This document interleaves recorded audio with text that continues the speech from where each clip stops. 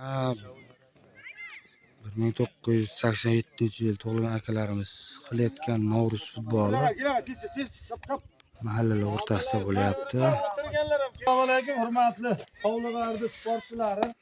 Nasib qilsa Navro'zimiz boshlandi.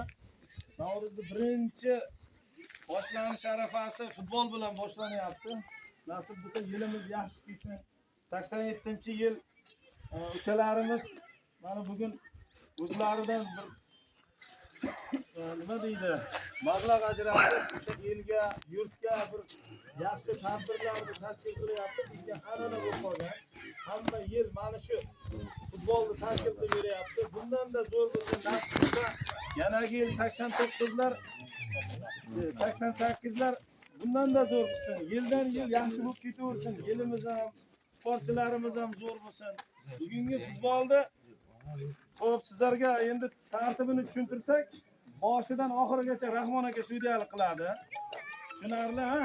Yoshlik qilib qo'yib, o'zingizdan katta odamga futbolni tushunasiz, lekin ja professionallik qo'yarmang. Oddiy jahon chempionatida ham bitta sudiya xato qilib qo'ysa, bu odam u odamlarning oldida endi bir unchalik professional emas, lekin biz uchun professional. Aytgan gapida turadi, out. Bir-biringizga jarohat yetkazmang. Sog' keldingiz, sog' boring uyingizga. Yosh bolalar, qaranglar.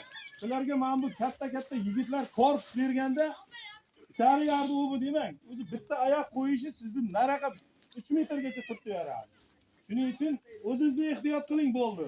25 minutda hech narsaga erisha olmaymiz. Arzimagan pul, arzimagan narsa etik, seni menga bormaylik. Qishlog'imizda ertadan boshlab futbol bayramlari yana davom etadi. Hammaga omad. Ertangi mahallalar o'yiniga ham hammani taklif qilib qolamiz.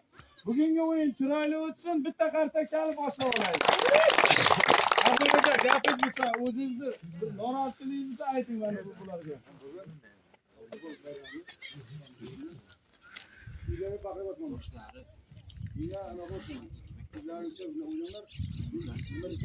Sustakkacha o'ynaydi.